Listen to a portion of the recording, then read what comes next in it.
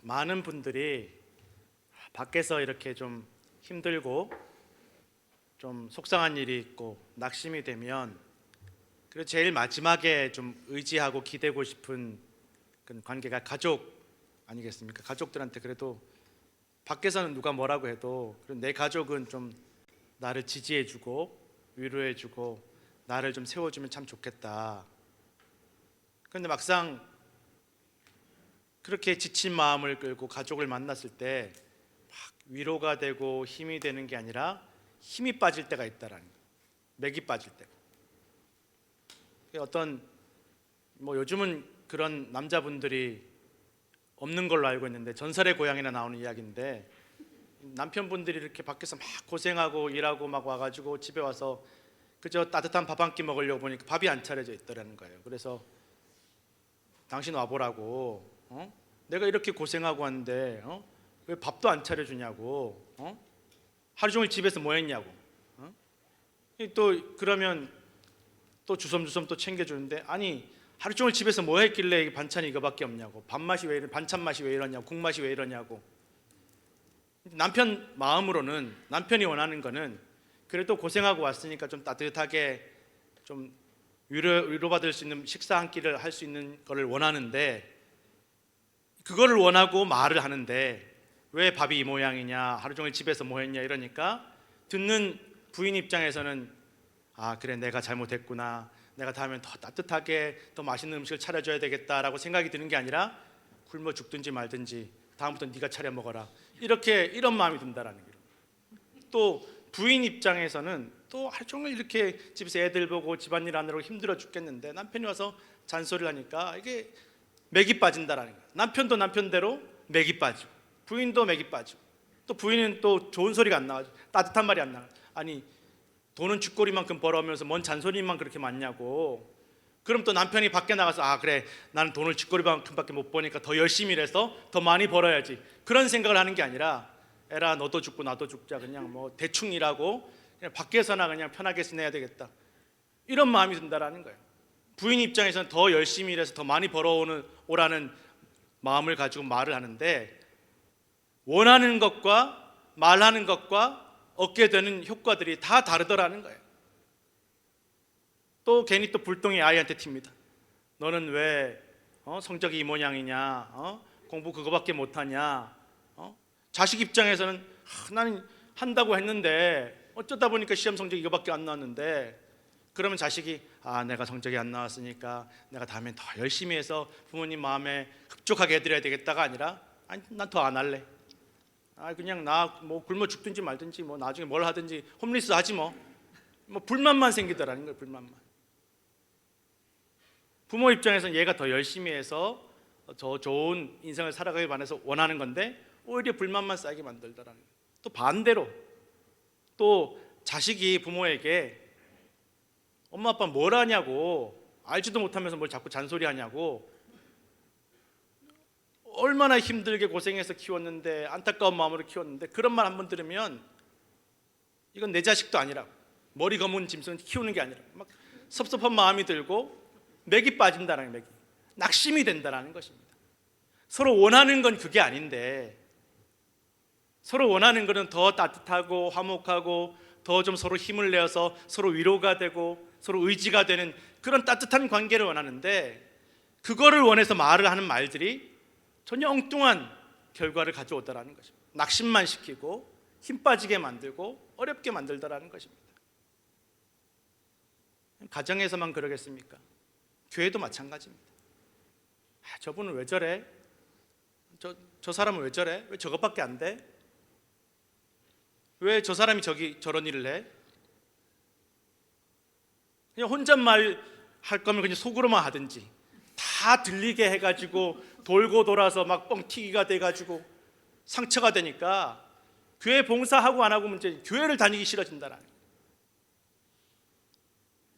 좀 더 이 말하는 사람은 저 사람이 좀 더 열심히 하고 바르게 살고 바르게 신앙생활했으면 좋겠다, 그 마음으로 하는 것 같은데 그런 마음을 가지고 한 말이 오히려 더 역효과만 불러오더라는 것입니다.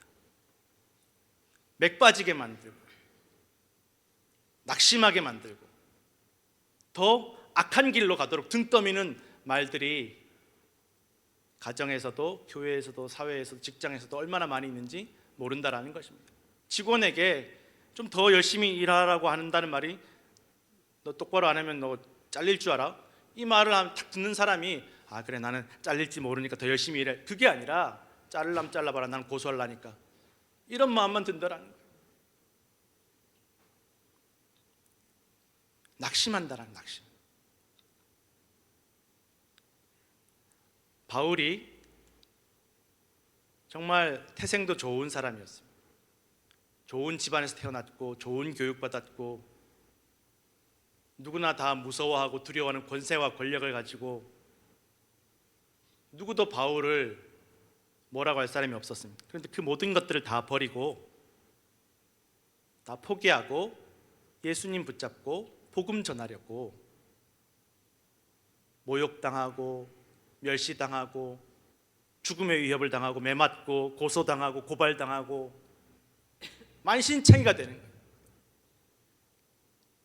이러려고 내가 예수 믿었나 싶을 정도로 만신창이가 되는 거예요.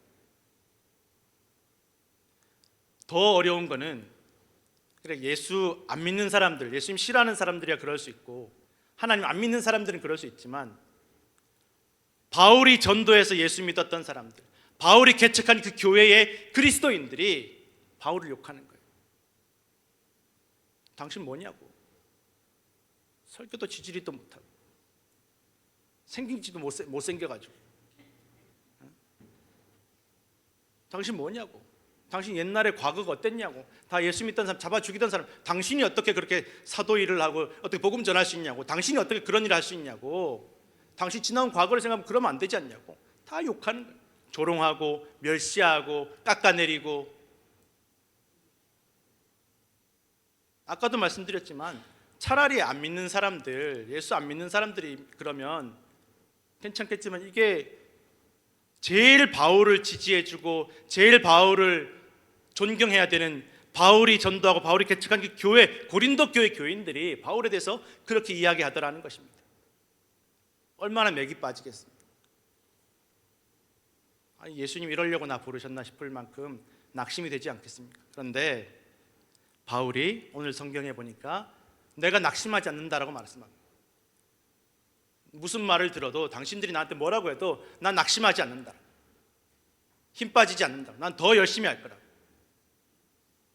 난 낙심하지 않습니다. 보통 이 정도 되면 너희들은 뭐냐? 나는 예수님이 직접 불른 너희들은 뭐냐? 너희는 내가 전도한 사람들 너희들 어떻게 그럴 수 있냐? 오히려 같이 욕하고 깔아뭉개서 자기를 더 높이는 것이 사람의 마음일 텐데 바울이 그렇지 않더라. 난 낙심하지 않는다라고. 난 당신들이 뭔 말해도 나 상처받지 않는다라고 담대하게 말한다라는 것입니다. 바울이 그럴 수 있었던 이유, 바울이 그렇게 할 수 있는 그 마음이 어떤 마음이냐가 오늘 성경에 나온다라는 것입니다. 성도 여러분, 오늘날에도 이 세상에서 우리가 그리스도인으로 신앙인으로 살아가는 것이 참 쉽지 않습니다. 때로는 정말 교회 안 다니는 사람들, 아예 처음 태어날 때부터 예수 안 믿는 사람들이 그러는 거야. 뭐 그럴 수 있다고 하지만 때로는 믿는 사람들 또는 한때는 믿었던 사람들, 그 성도들의 공격과 말들이 더 상처가 되고 낙심이 될 때가 얼마나 많이 있는지 모른다라는 것입니다. 많은 분들이 교회에 발걸음을 들였다가 교회를 떠나게 되는, 두 번 다시 교회로 돌아오지 않는 경우가 다 말 때문에 상처를 받고 속상한 일들을 경험하게 된다라는 것입니다. 이건 뭐 초신자든 중직자든 직분자든 심지어 목사님들도 그렇다라는 거예요. 목사님들도 상처 때문에 낙심하게 되고 기운 빠지게 되고, 바울도 마찬가지입니다. 이제 개과천선에서 내가 과거는 다 털어버리고 내 열심히 살려고 하는데 정작 바울을 제일 지지해주고 위로하고 격려해줘야 될 그 바울이 전도한 그 사람들, 바울이 개척한 그 교회의 사람들이 바울을 제일 욕하는 것입니다. 얼마나 낙심이 될 텐데 바울이 나는 낙심하지 않습니다 라고 편지에 쓰는 거예요. 왜 낙심하지 않느냐? 내가 이 직분을 받은 것, 내가 사도가 되어서 복음을 증거하고 내가 예수 믿고 내가 이 직분을 받은 것은 내가 좋은 집안에 태어나고 좋은 교육을 받고 내가 정말 대단한 권세와 권력을 누렸기 때문에 나한테 주신 것이 아니라, 하나님께서, 사람들이 아니라, 사람들이 나를 세워준 것이 아니라 하나님께서 나를 불쌍히 여기셔서 이 직분을 선물로 주셨기 때문입니다 라고 고백한다는 거예요.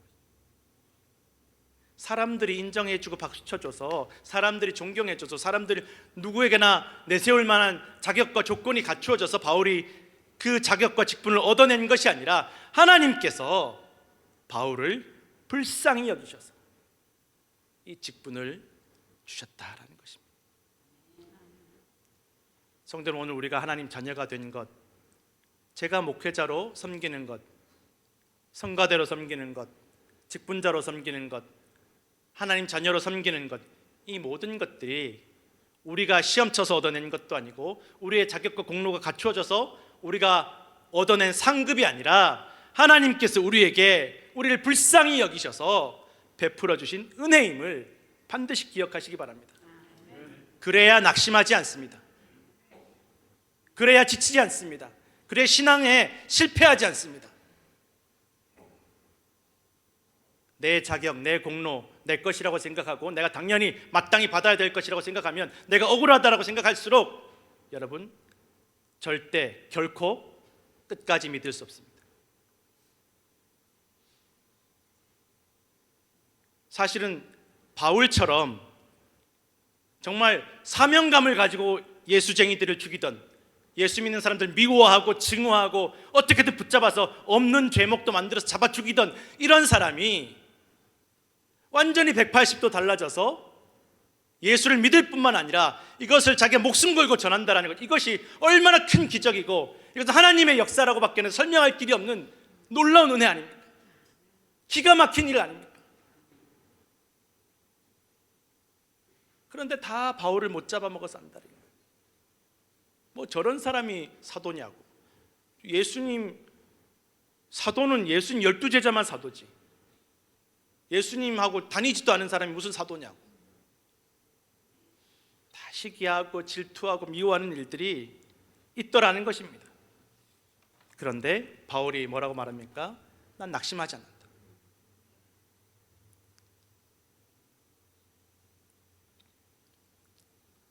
당신들이 뭔데 나한테 왈가왈부하냐, 당신들 내가 전도한 사람들 아니냐라고 따지고 묻고 공격하고 고소하는 것이 아니라, 맞습니다, 나는 자격이 없지만 하나님이 나를 불쌍히 여기셔서 나에게 은혜로 이 직분을 맡겨주셨습니다. 자기를 낮추는 거예요. 나를 미워하고 공격할 때, 나에게 손가락질할 때, 맞습니다, 난 자격이 없지만, 나는 아무 자격이 없는 사람이지만 하나님이 나를 불쌍히 여기셔서 이 직분을 나에게 주셨습니다. 이렇게 자기를 낮추고 고백한다는 것입니다. 이게 쉽겠습니까? 어렵잖아요. 가족 간에도 그렇지. 아까도 말씀드렸지만 하루 종일 집에서 뭐 했냐고. 너는 밖에서 뭐 했냐고. 하루 종일 다 서로 어떻게든 서로를 공격하고, 내가 옳다라는 건 내가 나를 지키려고 노력을 하지, 나를 낮추려는, 나를 공격하는 상황, 내가 공격받는 상황에서 나를 낮추려는 경우는 사실 어렵다라는 것입니다. 어렵다라는 것입니다. 그런데 그렇게 서로 자기가 옳다라고 주장하면 어떻게 되면 다 만신창이 되는 것입니다. 이쪽도 만신창이 되고 저쪽도 만신창이 되고 둘 다 낙심해서 나가 떨어지고. 바울은 자기를 낮춥니다. 난 자격이 없지만 하나님께서 나를 불쌍히 여기셔서 나에게 직분을 은혜로 맡겨주셨습니다. 이러니까 낙심할 일이 없는 거예요. 바울을 공격하던 고린도 교회 성도들도 상처받을 일이 없고 바울도 상처받을 일이 없고. 오늘 여기서 직분이라는 말은 어떤 자리, 지위, 권세를 의미하는 것이 아니라 섬긴다라는 의미의, 우리가 잘 아는 디아코니아라는 단어입니다. 섬긴다, 봉사한다라는 의미입니다. 하나님을 섬기고 이웃을 섬기고 봉사하는 것, 그것이 직분이라는 것입니다. 그래서 섬긴다라는 말은 나를 높이고 나를 앞세우는 것이 아니라 나를 낮추고 도와주는 것입니다. 이것이 직분의 의미라는 것입니다. 그러니 애초에 나를 낮추는 것이 직분이니까, 애초에 내가 남을 도와주는 것이 직분이니까 바울이 낙심할 일이 없다라는 것입니다.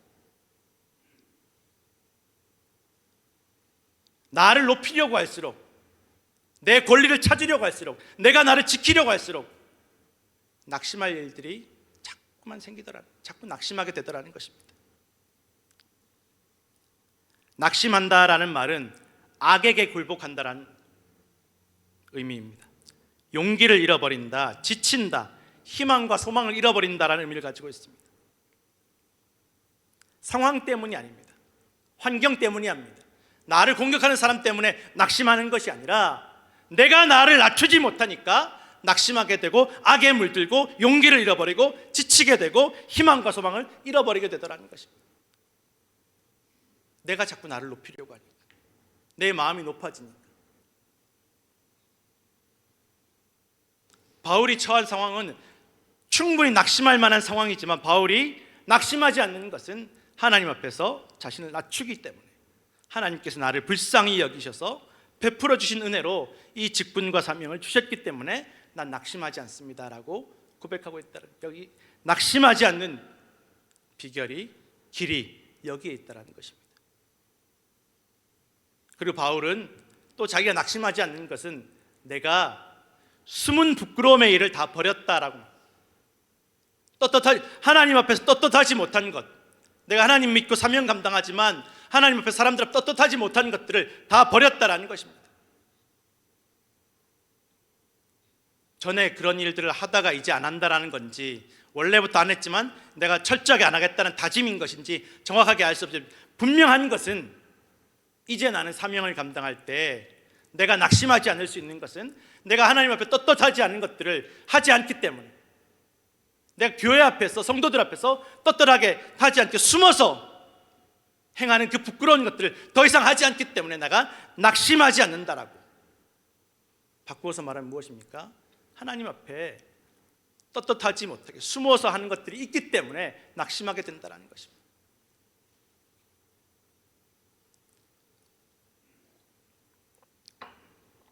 그리고 하나님의 말씀을 혼잡하게 하지 않고, 하나님의 말씀을 혼잡하게 한다는 말은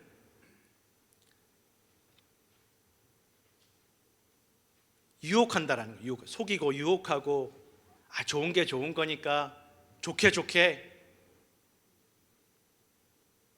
하나님의 말씀은 그런 게 아닙니다.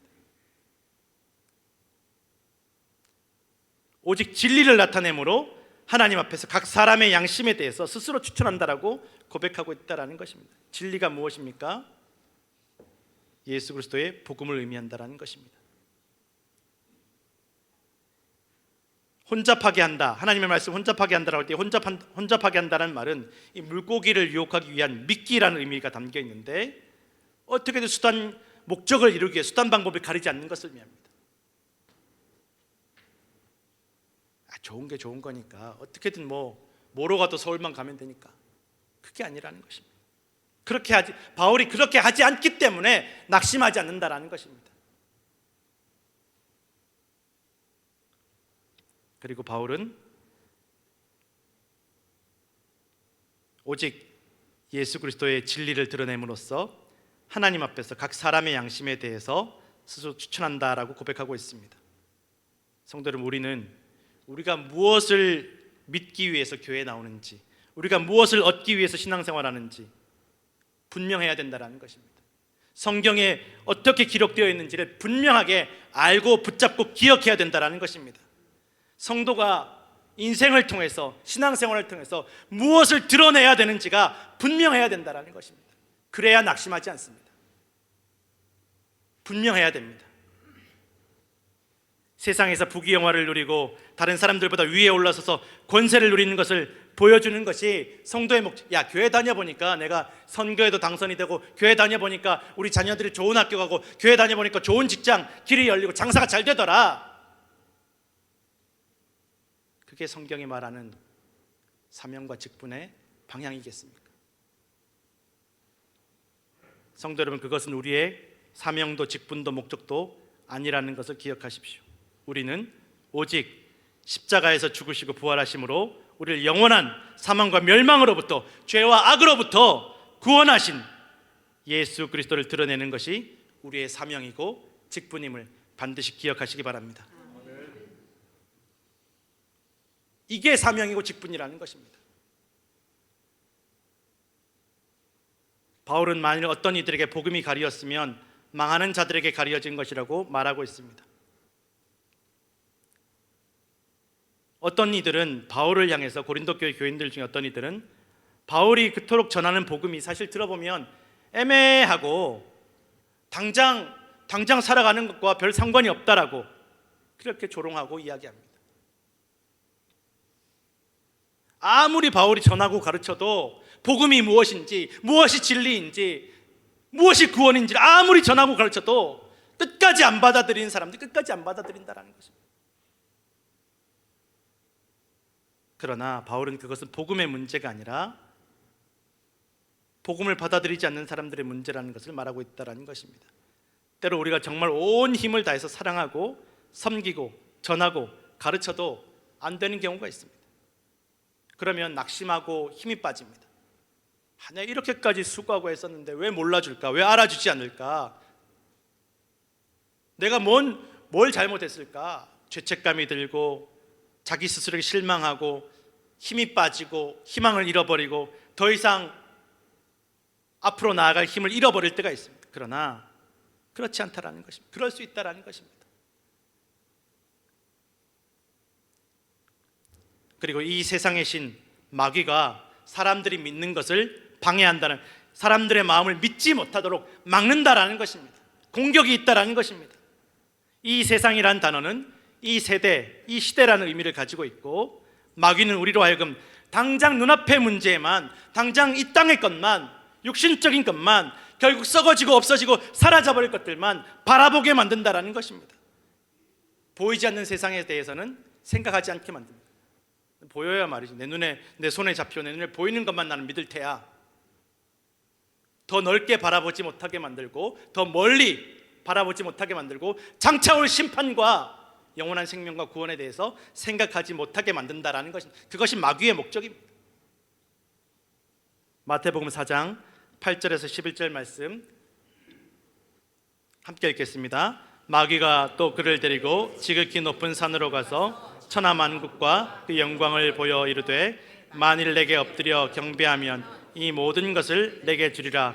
이에 예수께서 말씀하시되, 사탄아 물러가라. 기록되었으되 주 너희 하나님께 경배하고 다만 그를 섬기라 하였느니라. 이에 마귀는 예수를 떠나고 천사들이 나와서 수종드니라. 아멘.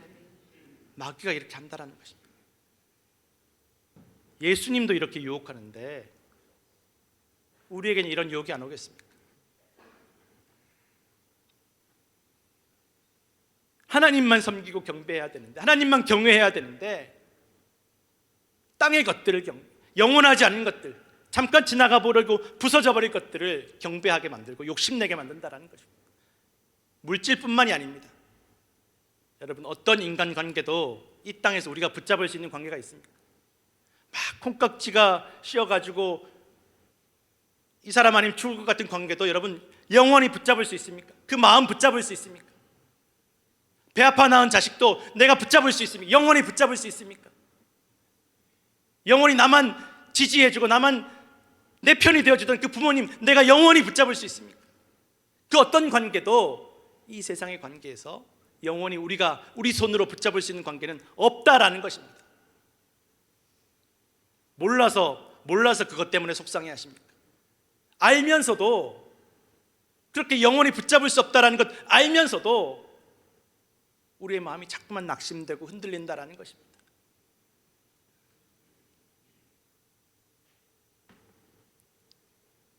오직 하나님을 붙잡을 때 하나님께서 우리를 붙잡아 주시고, 하나님께서 우리와 관계된 모든 관계를 붙잡아 주시고, 예수 그리스도 안에서, 하나님 안에서 영원히 함께 살게 할 줄로 믿으시길 바랍니다. 우리가 붙잡을 수 없습니다.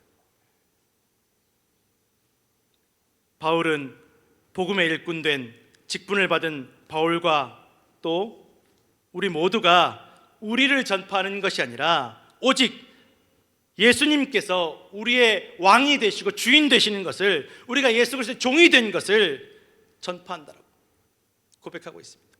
당연한 것 같지만 그렇지 않습니다.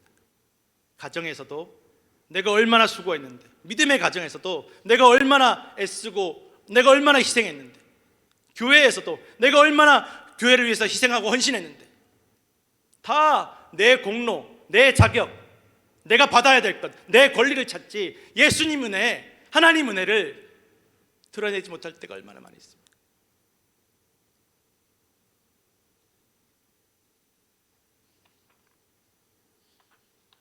누가복음 17장 7절에서 10절 말씀 함께 읽겠습니다. 너희 중 누구에게 밭을 갈거나 양을 치거나 하는 종이 있어 밭에서 돌아오면 그더러 곧 와 앉아서 먹으라 말할 자가 있느냐?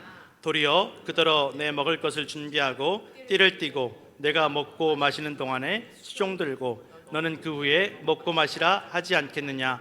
명한 대로 하였다고 종에게 감사하겠느냐?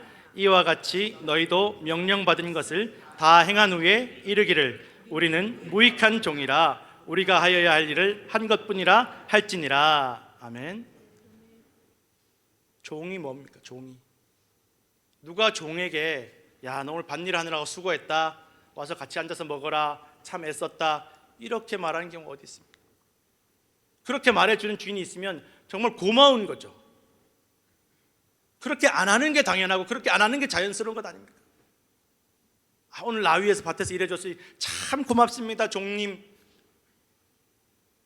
종이 그것을 바라겠어요? 바라지 않는다라는 거예요. 수고했다, 애썼다, 그런 말 안 듣는 게 자연스럽다라는 것입니다. 해야 할 일을 했을 뿐이고, 그 해야 할 일을 다 순종한 이후에라도 마지막에 자기가 할 말은 나는 무익한 종입니다, 해야 할 일을 했을 뿐입니다 라고 말하라고 예수님께서 가르쳐 주십니다. 그리고 예수님께서 몸소 종의 모습을 보여주셨음을 우리는 성경을 통해서 알 수 있습니다. 제자들의 발을 씻기시고, 당시의 유대인들이 집안에 들어온 손님에게 발을 씻어주는 것은 집 주인이 아니라 그 집에 섬기는 종과 노예들이, 아무런 권리가 없는 노예들이 그 발을 씻어주는 것입니다.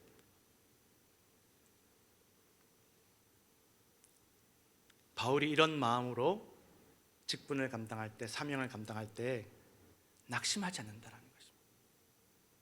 우리는 세상은 아닙니다. 세상은 야, 너 저 집 밟고 올라가고 반드시 네가 옳다라는 것 증명해내야 되고, 어떻게든 그 사람 틀렸다라는 걸 증명해내야 너 낙심하지 않을 수 있다고 가르칩니다. 성경은